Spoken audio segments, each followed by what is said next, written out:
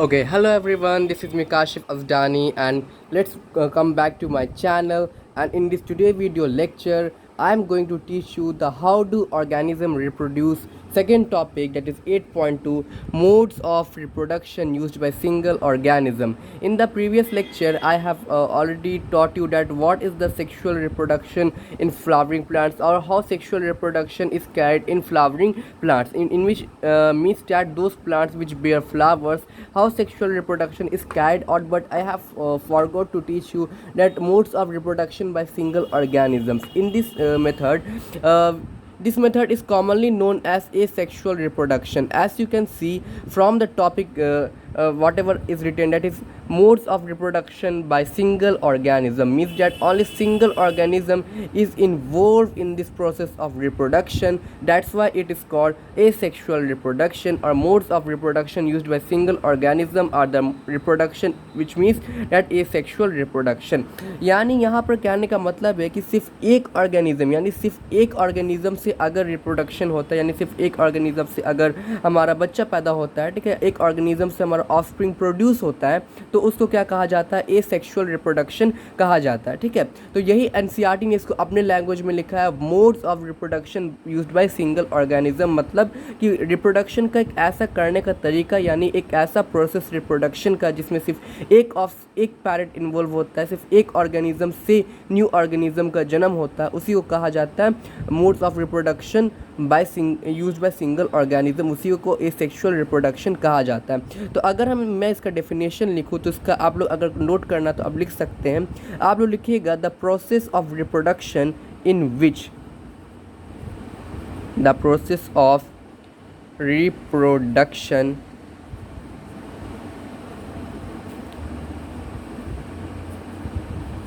in which single organism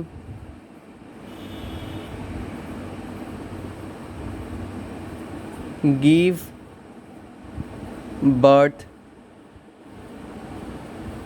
to new offspring or progeny, or you can say individual,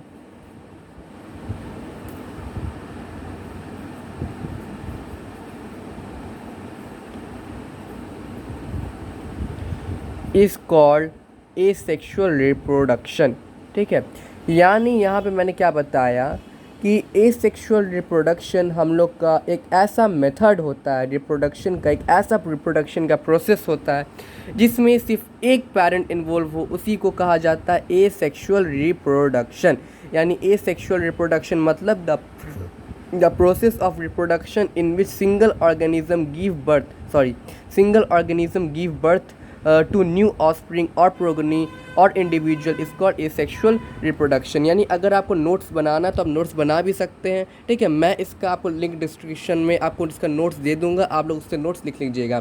तो मैंने क्या बताया कि एसेक्सुअल रिप्रोडक्शन हम लोग का रिप्रोडक्शन का ऐसा प्रोसेस होता है जिसमें सिर्फ एक ऑर्गेनिज्म ही की ज़रूरत होती है नए ऑर्गेनिज्म को बनाने के लिए, उसी को कहा जाता है एसेक्सुअल रिप्रोडक्शन। और सिंगल ऑर्गेनिज्म का मतलब तो आपको समझ में आ ही गया कि एक ही ऑर्गेनिज्म है और उसी से न्यू ऑफस्प्रिंग प्रोड्यूस हो रहा है, तो उसी को क्या कहा जाता है? एसेक्सुअल रिप्रोडक्शन कहा जाता है। आई थिंक यहाँ तक आपको कोई भी डाउट नहीं होगा। अब हम लोग यहाँ पे जो हमको मोड्स पढ़ना है, ठीक है, मतलब कि एसेक्सुअल रिप्रोडक्शन या फिर जो रिप्रोडक्शन करने का तरीका है सिर्फ सिंगल ऑर्गेनिज्म में, तो एक पेरेंट कैसे न्यू इंडिविजुअल को जन्म देता है, ठीक है, कौन कौन सा तरीका है जिससे एक पेरेंट न्यू इंडिविजुअल को जन्म देता है, चलिए देख लेते हैं। ठीक है, मोड्स ऑफ एसेक्सुअल रिप्रोडक्शन, इसी वीडियो में हम सब चीज़ मतलब कि एटलीस्ट फ्यूजन और बडिंग इसी में हम लोग कवर कर लेंगे। ठीक है, modes of reproduction, asexual reproduction. ठीक है, तो आपकी एनसीईआरटी के हिसाब से मोड्स ऑफ एसेक्सुअल रिप्रोडक्शन में सबसे पहला है आपका हम लोग का फ्यूजन। ठीक, दूसरा है आपका बडिंग, तीसरा आपका फ्रैगमेंटेशन,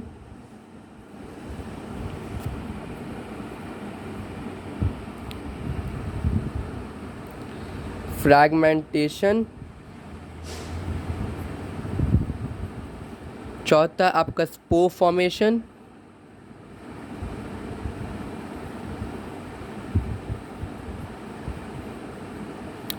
और पांचवा है आपका रीजनरेशन, सॉरी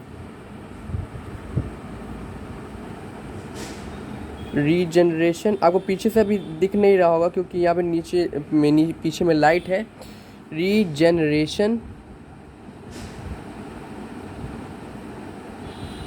6 है आपका वेजिटेटिव प्रोपगेशन।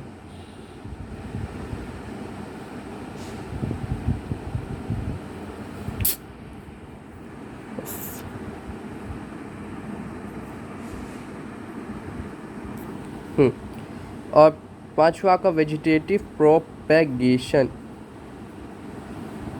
ठीक। और 7 है आपका टिश्यू कल्चर, ठीक है। और ये टिश्यू कल्चर बहुत इंपॉर्टेंस रखता है क्योंकि इसको एनसीईआरटी ने ख़ास तौर पे आपको क्लू बॉक्स के अंदर रखा है, तब आपको समझिए ये टिश्यू कल्चर बहुत इंपॉर्टेंस रखता है। तो हमारा टाइप्स ऑफ एसेक्सुअल रिप्रोडक्शन में बेसिकली 6 होता है, लेकिन एनसीईआरटी के हिसाब से 7 है। सबसे पहला है फ्यूजन, दूसरा है बर्डिंग, तीसरा है फ्रैगमेंटेशन, चौथा है स्पोर फॉर्मेशन, पांचवा रीजनरेशन, 6 है आपको वेजिटेटिव प्रोपगेशन और 7 है टिश्यू कल्चर। और मैंने लिखा मोड्स ऑफ एसेक्सुअल रिप्रोडक्शन, यानी इन सब 7 प्रोसेस में सिर्फ एक पेरेंट चाहिए, ओनली वन पेरेंट, सिर्फ एक ही पेरेंट चाहिए, ठीक है, न्यू ऑर्गेनिज्म को जन्म देने के लिए। और पेरेंट वह ऑर्गेनिज्म होता है जो जन्म देता है, और ऑफस्प्रिंग वह ऑर्गेनिज्म होता है जो जन्म लेता है, ठीक है। तो जो जन्म देने वाला है वो पेरेंट, जो जन्म लेने वाला है जो जन्म होता है, ठीक है, जिसका जन्म होता है वो होता है ऑफस्प्रिंग। तो एट फर्स्ट सबसे पहले हमको पढ़ना फ्यूजन के बारे में, ठीक है। आप लोग स्क्रीनशॉट भी ले सकते हैं, ठीक है। तो मैं आपको फ्यूजन के बारे में यहीं पे थोड़ा सा बता देता हूँ। देखिए फ्यूजन का मतलब क्या है, सबसे पहले ये समझते हैं। बाइनरी फ्यूजन और मल्टीपल फ्यूजन बाद में समझेंगे। देखिए अगर आप लोग को याद हो तो फ्यूजन हम लोग ने क्लास 8 क्लास 7 से हम लोग पढ़ के आ रहे हैं।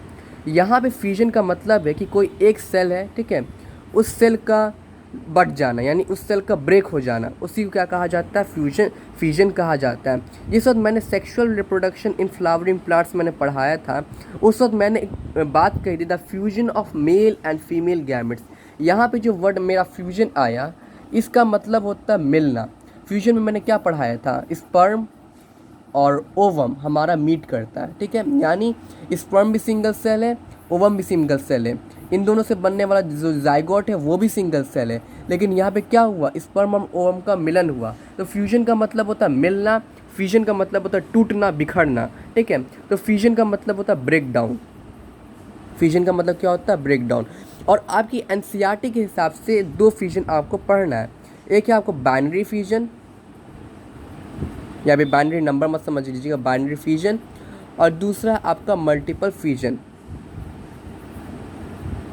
अब देखिए मैं जो जो बोल रहा हूँ आपको बस उसको ध्यान से सुनना है, आपका पूरा टॉपिक क्लियर हो जाएगा कि मैं एनसीईआरटी ही से पढ़ाता हूँ। तो देखिए सबसे पहला है आपका बाइनरी फ्यूजन। बाइनरी फ्यूजन का मतलब आपको, अगर आप लोगों ने ये नोट कर लिया तो मैं आपको यहाँ पे बताता हूँ कि बाइनरी फ्यूजन क्या होता है।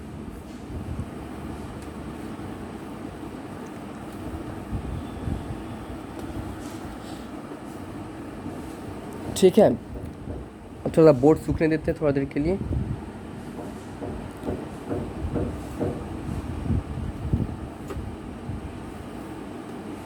ठीक है, तो यहाँ पे एसेक्सुअल रिप्रोडक्शन में हमारा टॉपिक चल रहा है फ्यूजन, ठीक है। फ्यूजन का मतलब होता है, fusion is the method used by single organism, is the method of reproduction, यहाँ पे लिखेंगे is the method of reproduction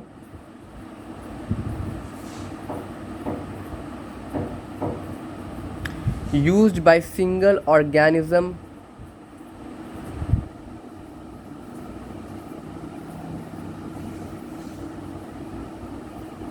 in which an organism breaks down into pieces.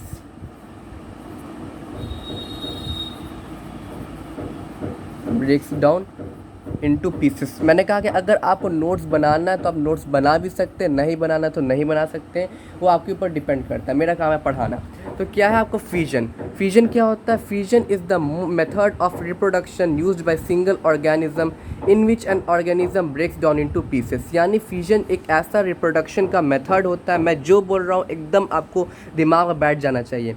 Fission is the method of reproduction. Fission क्या? Reproduction का method है। Reproduction क्या होता है? किसी भी न्यू ऑर्गेनिज्म को जन्म देने का जो प्रोसेस होता है वो रिप्रोडक्शन होता है, और फिजन एक रिप्रोडक्शन का ही करने का तरीका है, ठीक है। यानी बच्चे को जन्म देने का ही तरीका है जो सिंगल ऑर्गेनिज्म करते हैं, यानी सिर्फ एक पेरेंट करता है, ठीक है।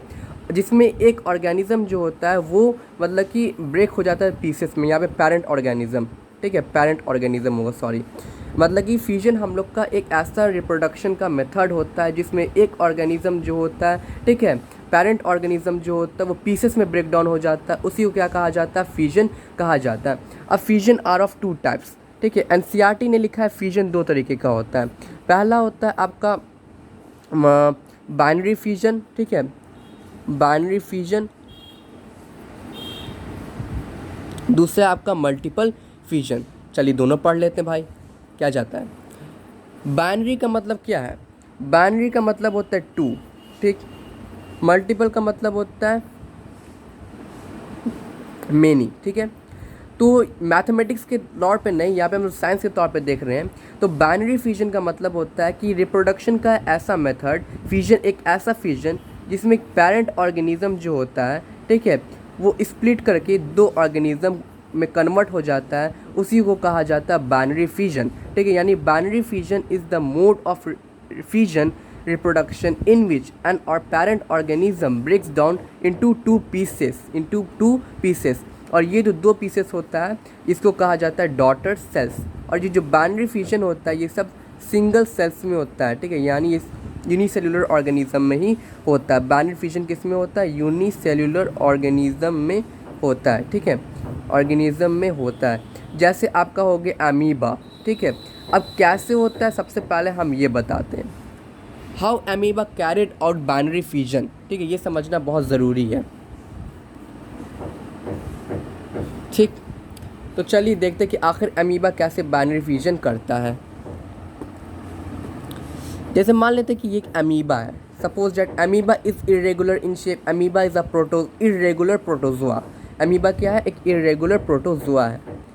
Amoeba is an irregular shaped protozoa, ठीक है, प्रोटोजोआ। अमीबा क्या एक प्रोटोजोआ है, ठीक है, और प्रोटोजोआ क्या होता है? माइक्रोब्स होता है, ठीक है। तो अमीबा एक माइक्रो ऑर्गेनिज्म, और माइक्रो ऑर्गेनिज्म में प्रोटोजोआ की कैटेगरी में आता है। ये अमीबा में क्या होता है कि इस अमीबा का कोई शेप नहीं होता। मैंने यहाँ पे सर्कुलर शेप बनाया बस आपको समझाने के लिए। अमीबा में सबसे पहले यहाँ पे एक न्यूक्लियस होता है, ठीक है, ये होता है आपका साइटोप्लाज्म। जो सुन रहे हो वो ध्यान से बोलिए, और अब बोर्ड आपको इसको पूरा डिटेल में पूछ देगा, how amoeba carried out binary fusion process, और आपको वहाँ पे उसको फुल एक्सप्लेनेशन लिखना होगा। 3 नंबर का भी क्वेश्चन पूछ सकता है। तो ये हो गया आपको साइटोप्लाज्म, ये होता है प्लाज्मा मेम्ब्रेन, ठीक है, क्योंकि ये एनिमल सेल तो है नहीं तो सिर्फ प्लाज्मा मेम्ब्रेन ही होगा। और ये है आपको होता है न्यूक्लियस। ये क्या होता है? न्यूक्लियस। हमने एक बार पढ़ा था डीएनए कॉपिंग के बारे में, मैं थोड़ा सा बता देता हूँ कि जिस वक्त हमारा एक सेल से 2 सेल बनता है, एक सेल से 2 सेल बनता है, तो उस वक्त क्या होता है कि उस सेल पेरेंट सेल के अंदर जो डीएनए होता है वो डीएनए क्या हो जाता है? स्प्लिट हो जाता है, ठीक है, और स्प्लिट हो जाता है और उसके बाद सेल डिवाइड होता है। तो सबसे पहले न्यूक्लियस में क्या होगा? डीएनए डिवाइड होगा, ठीक है। डीएनए डिवाइड होने के बाद क्या होगा? न्यूक्लियस डिवाइड होगा। डीएनए डिवाइड होने के बाद क्या होगा? हमारा न्यूक्लियस डिवाइड होगा, ठीक है। यानी ये सेल ऐसा ही रहेगा, इसमें क्या होगा? न्यूक्लियस डिवाइड होगा, ठीक है। और ये ये दोनों सेल भी डिवाइड होना थोड़ा शुरू हो जाएगा, न्यूक्लियस डिवाइड होगा।